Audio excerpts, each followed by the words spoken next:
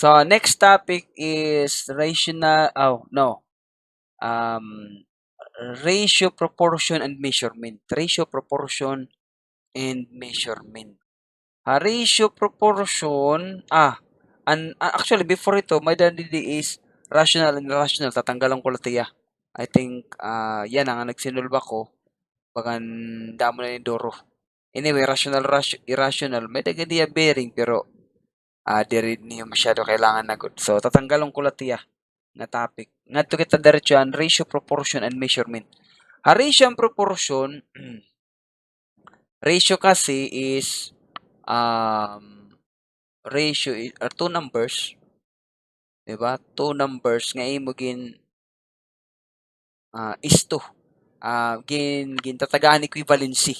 For example, the ratio of boys in a class, boys and girls in a class is 3:2.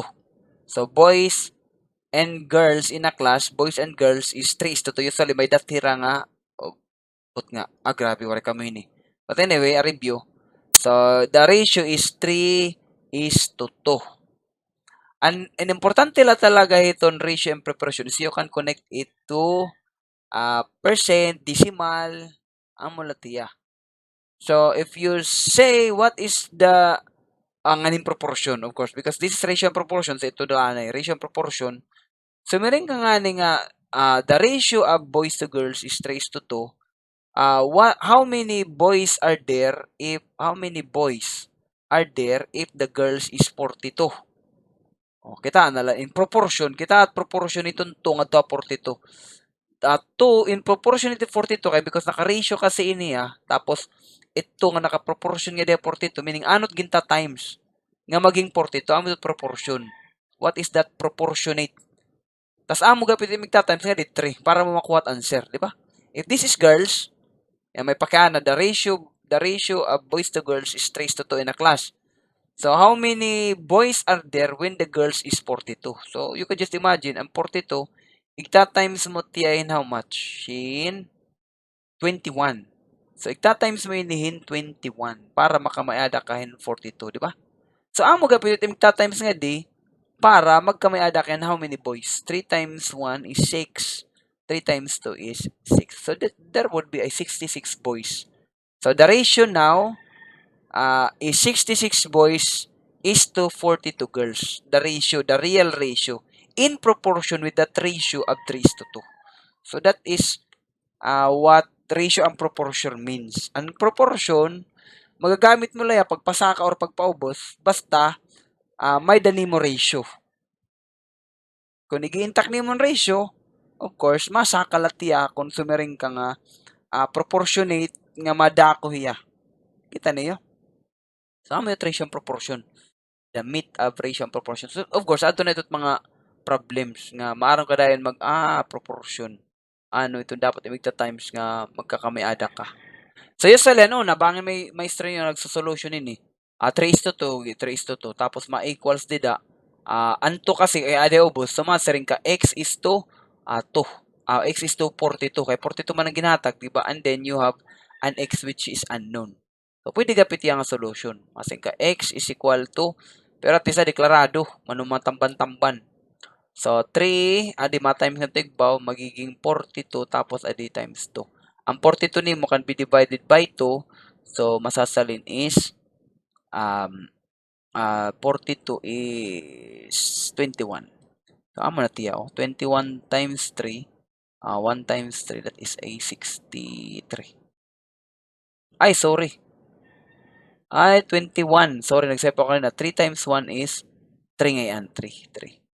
3 times 2 is 6. So, that is 63. May nagsasabi, sir. So, 63 is 6 and 3. A, B, C, D, E, F. Tapos, ang 3 is A, B, C. So, F, C.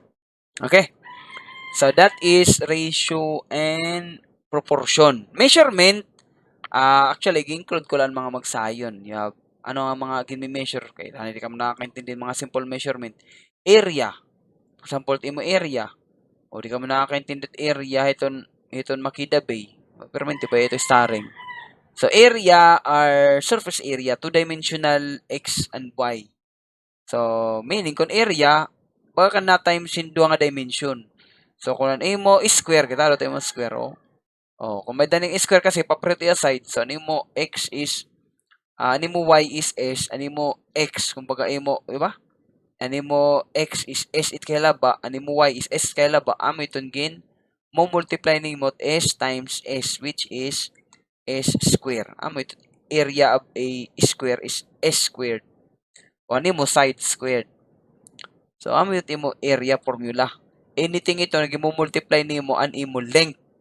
Length ada times length ada. Sir, what if a circle? Kaya mo circle kasi, syempre may daman tiya may daman tiya constant. So, it area ito niyo, sabagay ito, normal ko tiya. The area of the circle is pi 2 pi r. Again, that constant is a 2 pi. Tapos r. So, ano man tiya, kaya mo kasi radius, gin mo multiplyhan, bugos ni mo nga pi. This is a whole pi. A whole pi has a 2 pi in degrees. Ay mo try go kung nakaagi na kamo. It whole nga pi is 2 pi. So, amo that gin mo multiply, hini nga length nga r. That's why the area of a circle is a 2 pi r. Tayo kanimo 2r is a d, so danay pi d lo tituya. Imagine na daw. May dani mo the diameter. So, ito nga diameter, igta times at nimo, han imo dimension nga ini, nga circle, which is pi. Pi ka to nga. So, that's a pi d. So, ini area.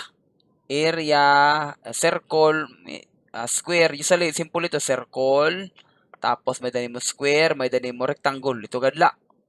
Area. May dapan mo triangle, 1/2. 1/2 base times height. So, circle is pi d. Ano mo circle is pi d or 2 pi r. 2 pi r. Ano mo square is s squared. Ano mo rectangle is length times width. Or kung s times x, depende kung side times length, s times l, pwede sa ito.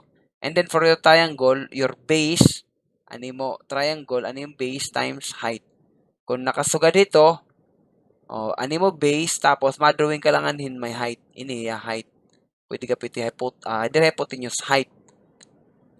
Ini nga height, ano mo ini, may tawag ito nga height. Pati may parayo laga piti 1/2. 1/2 pa mo base, tas kung maaram kayo ni, igwa 1/2 mo lang ito times ini. So, that is the area. Ito lang apat, of course. Ito, simple latira kasi. Common ito ang tanan nga geometrical figures. For example, area at imo makidabay. Kung nakakaintindi. Or, animo cube naman. Animo cube. Or animo fish pond. Animo fish pond kay bagat tiyahin parallel pipe. Meaning, rectangle ito nga may length. Or rectangle nga may height. Taro yung fish pond. Baga manatiyan swimming pool. Taro mo fish pond. Di ko nakakaintindi pag-calculate ito volume. But anyway, area lang kasi ito multiplied liwatan mo height. But anyway, bisan di ka mag volume, wala na lakot area. But what I'm saying is, kailangan ka umarap area. Area. Of course, ito ang mga formula. Ito nga patla. Okay na ito. Okay na kito. For area, ano pa ba't mga common nga measurement? Length, of course. Your length, measurement of length, con square, length. So, 4L, 4 times, 4 length. 4 times length or length plus length plus length plus length. So, ito 4 length. Kon rectangle sir, kung adi width, adi length, so magiging duha nga width, duha nga length, di ba? Duha nga length, duha nga width. Amo tit imo iti mo measure or gitatawag nato nito nga perimeter. Perimeter kung nagkukudal kita, perimeter nating bubutang. Okay, pag kudal ito, wala ka man pakialam area. Sabagay, durod ako garti mo perimeter kung durod ako area. Pero what I mean, kung nagpapalit ka ng barbed wire, ito mo laging susukol talaga, perimeter. Kung ano kahalaba, ito pubutangan ng pins. So, sir, kaya importante ito. Kaya naman, ano yung pag-sering iyo, sir, pag iyo, sir, jokton, kaya papalanguyong ka mo dito, pag himo ka mo 2x2 nga kwadrat, 2 meter nga 2 meter kwadrat, 2 meter, mag-measure ka mo 2 meter. Dapat maaram ka mo mag-measure in 2 meter. Nasang ulit, importante ito, pero hindi na pa kaya, sir, ano gamit calculus? Siguro lahat, as a, kung di ka mo makantuha modeling, na calculus.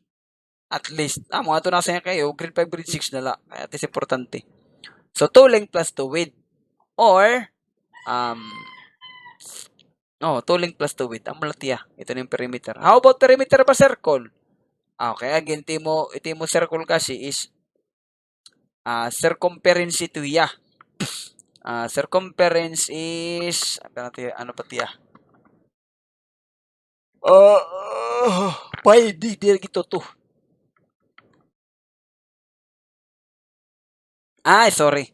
An area nga and 2 pi r squared. R squared nga ini. Tapos adi is 2 pi pi d. Ano mo nga ini kuan? Okay, ini sir. Pi r, okay, ano ba yan? Sorry. Magsasabi ka sir, oh. An area is pi r squared. Pi r squared. Ako niya yung naging kuan, perimeter tiya, perimeter, sorry. Perimeter is pi 2 pi r. 2 pi r and then for pwede tiya pi d. Perimeter ngayon tiya, dir ngayon tiya area. Kaya ni mo area kasi ma-squared, ma-times hindoble ni mo r. Meaning ni mo r, samtang na-continue, ginti times ni mo. Amit ka rin nito ni mo, pi r squared. Ani mo r, ginta times mo lagapon niya kalugarin, nga nalibot. Mamutit ka rin signon. So if you have an r, adi, r. Malibot tiya nga di, makakadinal ni mo r. So nalibot tiya, habugos nga pa yan, ito pi, tapos ani mo r, tapos ang papalibot ni mo, ito nga r. Pi r squared. Okay? So that is the area for a circle. But for perimeter, adihiyat formula. 2 pi r or pi d. Kaya ni mo 2 r. 2r is d diameter. So, gin mo multiply niyo because the constant for a circle is pi. Again, the explanation lang iton pi, nga tanan nga circle may pi. Amulatiya. Meaning, you can divide, bisan ka magkuhan, bisan ano nga circle. You have the circle, basta you can divide the area, perimeter. You can measure the area or the perimeter and you will really find that pi. Bisan na perimeter na lang yung solid explanation nito. So, kung may dako nimo, you measure the perimeter and then you divide it by the diameter, permanente it magawas ito is pi. Of course, magdi-differential na natin. That is 3.14. Because that is a constant. 3.1416. So, i-measure nimo perimeter. Kuha kang tape measure. Bisan ano nga circle. Tapos, kuha mo diameter. You divide it. That is the constant pi. That is the constant pi. Dili ito ginkuha ito nimo pi. Of course, magdidepende ito imo pan measure. Dili nga ni sa accurate pan measure, dili ito mahirani ba? Ang 3.15 ini, 3.16 or 3.2. So, depende tiya. Pero, the more nga accurate ka, the more ka nga magtitikahirani ito nga number. So, that's really a constant because it is embedded in all circle. So, amo ito gamit it, explanation it pi. Okay, thank you guys for ratio, proportion, and measurement.